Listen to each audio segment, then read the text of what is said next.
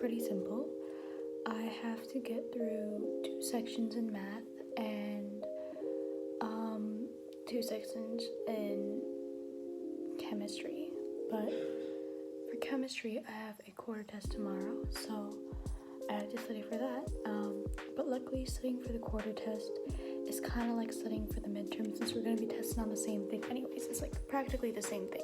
So yeah, I'm going to look over my old tests for chemistry, look over my quizzes for math, and do 2 review sheets for math and 2 chapters and the problem sets for each chapter. So I also have to do history because according to my schedule, I seem to have the history midterm first. So I need to study for my history midterm. After the history midterm, I have my English midterm, but you can't really study for English except for like go over the old books. I have math and I have Spanish on the same day.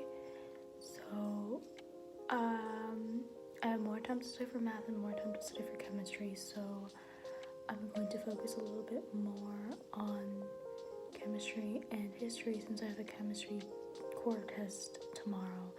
Why do they have a quarter test and a midterm like literally at the same time? I don't understand, but this entire freaking video is like a stroke and I don't know what I'm doing, so whatever.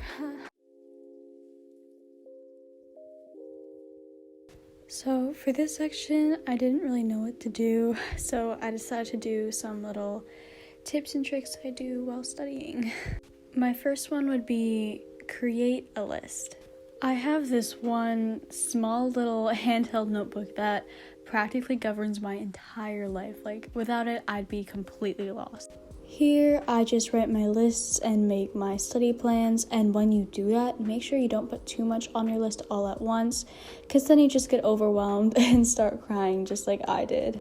My second trick is to just kind of like Pavlov yourself into studying. So whenever I am studying or doing anything productive, I always drink green tea because that just kind of tricks my brain into thinking, oh hey, green tea, that means productivity. This is the same reason why they say not to study in your bed, because then you associate your bed with studying and then you can't fall asleep. So that's a little fun fact. My next tip could be a little bit toxic for some of you, but breaks.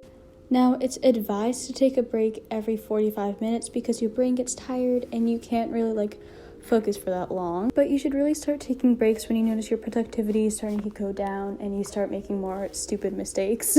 Because that just means your brain needs to take some time to reset before you start something new. And last but not least, music. When you are studying things that you need to memorize, like history or like English vocab, language vocab, I would not listen to music that has actual words in it or words you can even understand, because then things just get a little bit confusing. But when you listen to music with words when you're doing math or science, then it's a lot easier. The trick is to find music that you don't love but also you don't hate, music that kind of gets you motivated without you concentrating too much on the music. I would recommend lo-fi for this, and also I have a bunch of playlists on the background that you guys can check out if you really want to. This is probably my favorite lo-fi playlist that's playing on in the background.